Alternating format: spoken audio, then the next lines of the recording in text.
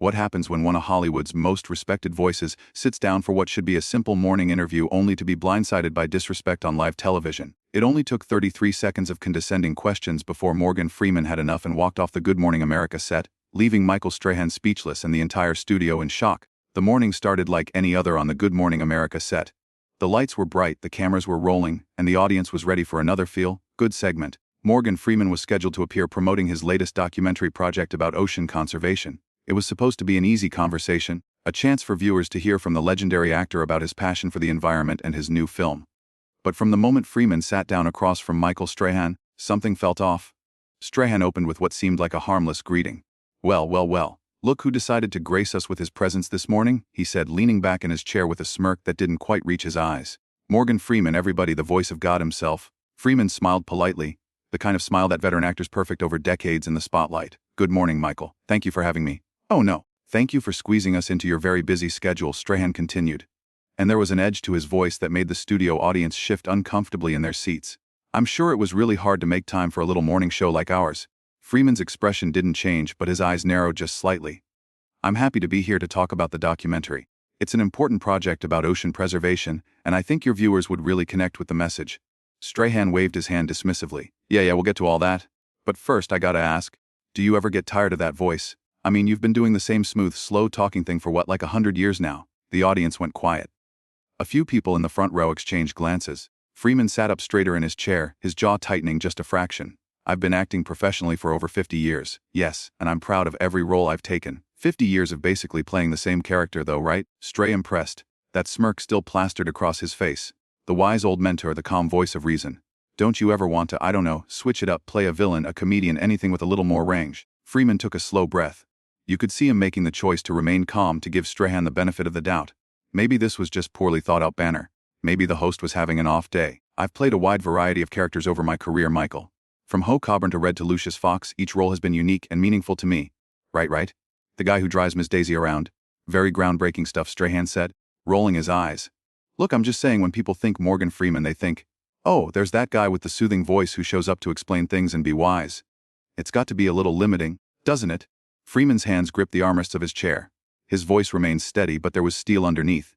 Now, I think you're underestimating the craft that goes into creating meaningful characters. Each person I've portrayed has their own story, their own depth. If that comes across as wise or calming, then I consider that a compliment to the work. Strahan laughed, a sharp barking sound. Come on, Morgan. Between you and me, you've been coasting on that voice for decades. Put anyone with a deep voice in those roles and they'd be just as successful. It's not exactly Shakespeare. The air in the studio felt thick now. The camera crew exchanged worried looks. A producer in the wings was frantically gesturing at Strahan to move on, to change topics, but the host ignored them completely. Freeman leaned forward, his voice dropping lower. Michael, I came here this morning to discuss a documentary that matters. A project about our oceans, about the future of our planet. I didn't come here to have my life's work diminished by someone who seems more interested in cheap shots than actual conversation. Whoa. Strahan held up his hands in mock surrender. Sensitive much? I'm just having a little fun here. You Hollywood types are always so serious, can't take a joke. There's a difference between humor and disrespect, Freeman said quietly. And right now you're crossing a line. Strahan's smile faded into something uglier. Oh, I'm crossing a line. That's rich coming from someone who probably hasn't had anyone tell them no in 30 years. You're in my house now, buddy. This is my show, and if I want to ask you questions about your limited acting range, I'm going to ask them. Freeman stood up slowly, his posture straight and dignified despite the chaos around him. The studio audience gasped. Strahan's smile returned triumphant and cruel. What, you're going to leave? Really? That's very professional of you, Morgan. Professional would have been you preparing actual questions about the work I came here to discuss. Freeman replied, his voice calm but carrying across the entire studio. Professional would have been treating your guest with basic respect, but clearly professionalism isn't something you value this morning. Oh please, Strahan scoffed, you think you're too good for my questions. I've interviewed presidents, athletes, movie stars bigger than you. Nobody walks off my set. Then perhaps you should consider why I'm choosing to, Freeman said, beginning to remove his microphone. Because I've been in this industry long enough to know when someone is more interested in creating drama than having a real conversation. Strahan stood up too, his face flushing red. You know what your problem is? You're an entitled diva. You come on my show expecting everyone to worship at your feet, and the second someone asks you a real question, you run away like a child. Freeman paused, the microphone halfway off. When he spoke again, his voice was quiet, but every word cut through the tension like a blade. A real question would have been about the coral reefs dying in our oceans. A real question would have been about the marine life struggling to survive in warming waters. A real question would have shown that you actually watched the documentary or read any of the materials your producer sent you. I don't need to watch your little nature film to ask you questions. Strahan snapped. I'm the host. I decide what we talk about and I'm the guest who has the right to leave when that host shows nothing but contempt. Freeman countered. He finished removing the microphone and handed it to a stunned production assistant. I've sat through hundreds of interviews in my career. Tough questions, personal questions, challenging questions, but I've never sat through one where the host was more interested in tearing me down than engaging with the work.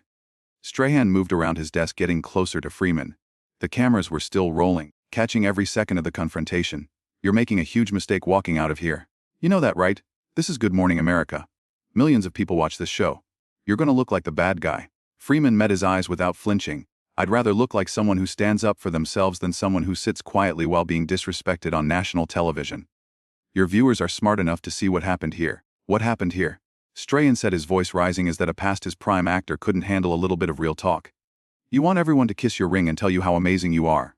Well, news flash, buddy. Your best days are behind you. That documentary you're so proud of, it's going to tank because nobody cares about hearing Morgan Freeman narrate fish swimming around. The entire studio was frozen. Production assistants stood with their mouths open. The audience sat in stunned silence, and Freeman, to his credit, simply nodded slowly. You know what, Michael? I genuinely feel sorry for you because that level of hostility, the need to belittle someone you've just met, that doesn't come from confidence. That comes from insecurity. Don't you psychoanalyze me? Strahan shot back. You don't know anything about me. I know that a good interviewer lifts up their guests, creates space for meaningful dialogue, and treats people with dignity, Freeman said. And I know that what happened here this morning was none of those things. Strahan laughed again, but it sounded forced now. Fine, leave, walk out. Show everyone what a prima donna you really are, see if I care. I hope you figure out whatever it is that made you so angry this morning, Freeman said gently, and somehow that quiet kindness was more devastating than any angry retort could have been. Because this isn't about me. This is about whatever you're dealing with that made you decide attacking a guest was acceptable behavior. Get out of my studio, Strahan said through clenched teeth. I'm already leaving, Freeman replied. He turned toward the exit, moving with unhurried grace despite the chaos around him. As he walked past the audience, a few people started clapping, then a few more, and then the entire audience section erupted in applause, standing up to show their support for the actor as he made his way to the door. Strahan stood alone on the set, his face a mixture of anger and disbelief. Sit down. This isn't a theater. Sit down. But the applause continued, growing louder. Freeman reached the studio door and paused, looking back. One last time. You had a chance to have a real conversation this morning, Michael, about something that matters, about the environment, about conservation, about leaving a better world for future generations. Instead, you chose this. He gestured at the chaos of the studio. I hope it was worth it. And with that, Morgan Freeman walked out of the Good Morning America studio, leaving behind a shell-shocked host, a bewildered crew, and an audience that would never forget what they just witnessed. Strahan turned back to the cameras, trying to regain control. Well, I guess Morgan Freeman had somewhere else to be. We'll take a quick commercial break and be right back with He looked down at his notes, clearly flustered. We'll be right back. But the damage was done. The cameras had caught everything. The disrespect, the condescension, the cruel jabs disguised as questions, and they'd caught Freeman's dignified response, his refusal to engage in a mudslinging match, his choice to simply walk away rather than sink to that level. In the control room, producers were shouting into headsets. On social media, clips of the confrontation were already spreading. And somewhere outside the studio, Morgan Freeman was getting into his car, probably relieved to be done with the whole mess.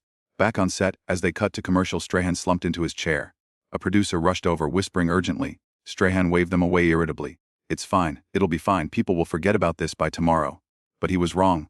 People wouldn't forget, because what happened that morning on Good Morning America wasn't just a celebrity walking off a show. It was a masterclass in dignity versus ego. It was a reminder that respect costs nothing but means everything. And it was a demonstration that sometimes the most powerful thing you can do is simply refuse to participate in someone else's attempt to tear you down. The audience members filed out during the commercial break, whispering among themselves. Did you see how rude he was? One woman said to her friend. I couldn't believe those questions. And Morgan Freeman was so calm, her friend replied. He gave him so many chances to change course, but Strahan just kept going. A man in the back row shook his head. I used to like watching this show, but after seeing how they treat their guests, I don't think I can anymore. These were the conversations happening all over the studio, all over social media, all over the country as word spread about what had transpired. And at the center of it all was a simple truth that Morgan Freeman had tried to communicate. You can't bully someone into accepting disrespect, no matter how big your platform is. When the show came back from commercial, Strahan tried to continue as if nothing had happened. All right, we're back. Up next, we've got a cooking segment about making the perfect pancakes. His voice was artificially cheerful, but his eyes kept darting to the empty chair where Freeman had been sitting. A co-host who had been watching from the side finally spoke up. Michael, are we going to address what just happened? I mean, Morgan Freeman just walked off our show. Strahan's jaw tightened. What's there to address? He couldn't handle a real interview, so he left. That's on him. But Michael, those questions, the co-host started, then trailed off as Strahan shot her a warning look. Those questions were fine, Strahan insisted. I was just trying to have an honest conversation. If he's too sensitive for that, then maybe he shouldn't do morning shows. The co-host looked like she wanted to say more, but thought better of it. The tension on set was palpable, even as they tried to move forward with the rest of the show. Every segment felt forced, every laugh hollow. The magic of live television had been replaced by the awkwardness of a host who'd gone too far and didn't want to admit it. In green rooms across the country, other celebrities scheduled to appear on Good Morning America were having urgent conversations with their publicists. Do I still have to do this? More than one asked after what happened to Morgan Freeman, because that's what happens when you burn a bridge on live television. It doesn't just affect that moment. It affects every moment that comes after. Every future guest who watches and wonders if they'll be treated with respect. Every viewer who questions whether the show values entertainment over human decency. Freeman's decision to walk out wasn't impulsive, it wasn't a tantrum. It was a boundary, a line drawn in the sand that said, this far and no further. And in a world where celebrities are often expected to smile through anything, to take any question and any treatment in the name of promotion, his choice to say no was revolutionary. The rest of the Good Morning America episode limped to its conclusion. The cooking segment about pancakes felt absurd after the drama that had preceded it. The weather report seemed trivial, and through it all, Strahan tried to maintain his composure. Tried to act like everything was fine, like he hadn't just alienated one of the most respected actors in Hollywood on live television. But the cracks were showing, his smile was tight, his banter with the co-hosts felt forced. And when he looked directly into the camera, there was something in his eyes that suggested maybe, just maybe, he was starting to realize the magnitude of his mistake. Because at the end of the day, Michael Strahan had forgotten a fundamental rule of hosting. Your job is to make your guests shine, not to dim their light so yours seems brighter. Your role is to facilitate conversation, not to dominate it with your own agenda. And most importantly, your platform is a privilege, not a weapon to wield against people who dare to show up. Morgan Freeman understood all of this instinctively. That's why he could walk away with his head held high. That's why the audience applauded him. And that's why, as the story spread throughout the day, public opinion overwhelmingly sided with the actor who'd simply had enough. The interview that was supposed to be about ocean conservation became about something else entirely. About respect, about boundaries, about the courage it takes to walk away from toxicity, even when cameras are rolling and millions are watching. In the hours after the show, Freeman's documentary actually saw a surge in interest. People who'd never heard of it were now searching for it online, wanting to support the man who'd stood up for himself.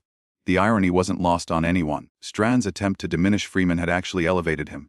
Meanwhile, Strahan's social media was flooded with comments, some supportive but many calling him out for his behavior.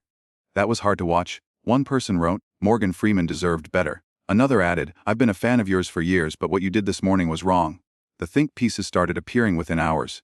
Why Morgan Freeman was right to walk off Good Morning America. The problem with hostile interview tactics. When hosts forget their job is to listen, not attack, each one dissecting the confrontation, analyzing the power dynamics, discussing what it means when someone in a position of authority abuses that authority on live television. But through all the noise, one thing remained clear. Morgan Freeman had maintained his dignity. He hadn't shouted, he hadn't insulted, he hadn't stooped to Strahan's level. He'd simply recognized that the conversation had become unproductive and removed himself from it, and in doing so he taught a master class in self-respect. Because walking away isn't always easy, especially when someone is goading you, trying to provoke a reaction, pushing your buttons to see if they can make you lose your cool. It takes strength to stay calm in those moments. It takes wisdom to recognize when engagement becomes enabling, and it takes courage to trust that your reputation will speak for itself. Freeman had all of those qualities. 50 years in Hollywood had taught him to recognize authenticity from performance, respect from condescension, genuine curiosity from cheap shots, and when Strahan revealed which category he fell into, Freeman made his choice accordingly. The studio where it all happened would clean up after the show, reset the furniture, prepare for the next day. But the memory of that morning would linger in the minds of the crew who watched it unfold, in the hearts of the audience who witnessed it, in the collective consciousness of everyone who heard the story and felt that same sense of secondhand embarrassment for a host who'd forgotten how to host. Because that's ultimately what the confrontation revealed. Michael Strahan, in those 33 seconds and everything that followed, had forgotten the basics of his job. He'd confused confidence with arrogance. He'd mistaken provocation for probing. He thought that being tough meant being cruel. And he learned in the most public way possible that sometimes the person who walks away is the one who truly wins.